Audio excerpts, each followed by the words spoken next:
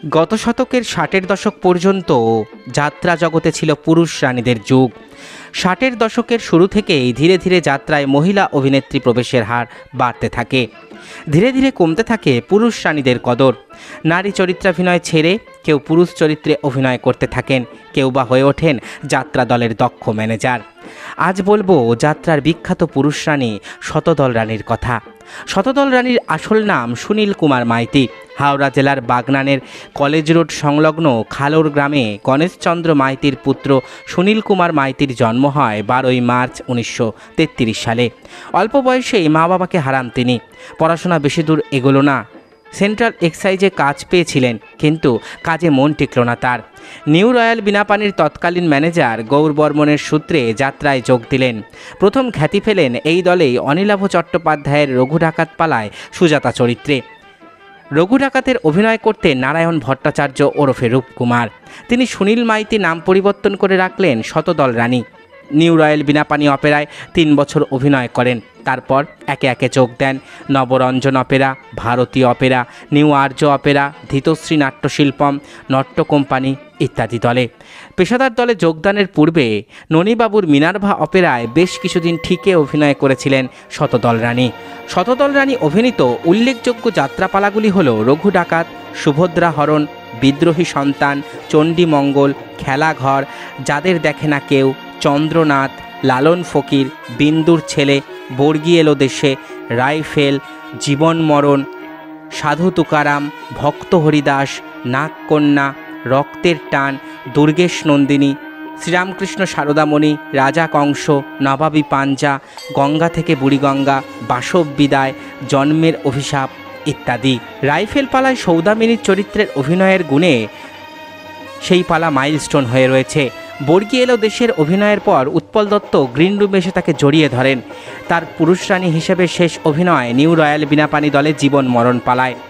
যেসব দিকপাল অভিনেতার বিপরীতে তিনি অভিনয় করেছেন তাদের মধ্যে আছেন গুরুপদ ঘোষ, পঞ্চু সেন, বড় ভোলা পাল, স্বপন কুমার, গোপাল চট্টোপাধ্যায়, দিলীপ চট্টোপাধ্যায়, পান্না চক্রবর্তী, মহেন্দ্র গুপ্ত। অভিনেত্রী জীবন ত্যাগ করে বছর 3 পুরুষ চরিত্রে অভিনয় করেন তিনি। তারপর ম্যানেজার হন সুনীল মাইতি। আসরের শতদল রানী, কুমারী থেকে বধূ, রোমান্টিক নায়িকা থেকে বিধবা রমণী, সব ধরনের চরিত্রে সাবলীল অভিনয় দক্ষতা ফুটিয়ে তুলেছিলেন। যাত্রায় যখন প্রবল মাত্রায় মহিলাদের প্রবেশ ঘটছে তখন প্রমাদ গুনেছিলেন পুরুষ রানীরা। যদিও নট্য কোম্পানির কর্ণধার মাখনলাল নট্য গুরুমশাই সূর্যকুমার দত্ত শতদল রানীকে কথা দিয়েছিলেন, যাত্রায় যতই মহিলা শিল্পী আসুক আমরা ঐতিহ্য বজায় রাখব, কিন্তু তারা কথা রাখতে পারেননি। অভিনয় করতে করতে একসময় ঘর বেঁধেছিলেন তিনি। সুনীল মাইতির স্ত্রী মানসী মাইতি, 2 পুত্র প্রবীর মাইতি এবং সুবীর মাইতি। শতদল রানী স্মৃতিচারণ করে গৌরাঙ্গ প্রসাদ ঘোষকে বলেছেন, এক সর্বনাশা পরিস্থিতি যখন আমার অস্তিত্বটুকুকে গ্রাস করতে আসছিল, তখন আমার প্রথম জীবনের নায়ক নিউ রয়্যালের নারায়ণ ভট্টাচার্য, সেই রূপকুমার, আমায় টেনে নিলেন তার রয়্যাল বিনাপানি অপেরায়। আর হাল ধরে রাখা যাবে না সুনীল, বিবর্তনের ঝড় আসছে, তোমার নৌকো ডুববেই, সুতরাং এখন থেকে সামাল হও, যতক্ষণ পারো অভিনয় করো, সেই সঙ্গে শিখে নাও ম্যানেজারির কাজটা। জীবন মরণ পালায় অভিনয় করছি, হঠাৎ ঝড় এসে সব ওলট পালট করে দিল। তারপর থেকে এক টুকরো মোচার খোলার মতন ভাসতে ভাসতে চলছে আমার জীবন। নিউ রয়্যাল বিনাপানি অপেরা এবং গন্ধর্ব অপেরার ম্যানেজার ছিলেন সুনীল কুমার মাইতি ওরফে শতদল রানী। চণ্ডীমঙ্গল পালার টিয়া চরিত্রে তার অভিনয় ম্যানিলা বিশ্ববিদ্যালয়ের এক অধ্যাপিকা অবাক হয়ে যান সেই অভিনয় দেখে। এক এসডিও শতদল রানী স্ত্রী না পুরুষ সেই বাজি লড়ে তার স্ত্রীর কাছে হেরে যান 100 টাকা। শিলচরে এক আসরে বাজি ধরে মহিলাদের আসনে মহিলা সেজে বসে যাত্রা দেখে 500 টাকা বাজি জিতেছিলেন শতদল রানী।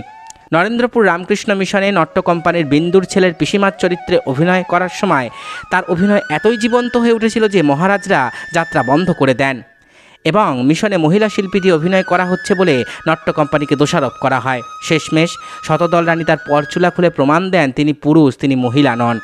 নীরবে শুধু যাত্রার সেবা করে গেছেন শতদল রানী। বিনিময়ে পেলেন কি? কিছুই না। অনেক অভিমান বুকে নিয়ে 2003 সালের 20শে জুন বাগনানের বাসভবনে হৃদরোগে আক্রান্ত হয়ে দেহাবসান হয় সুনীল কুমার মাইতি ওরফে যাত্রা জগতের অনন্যা অভিনেত্রী শতদল রানীর।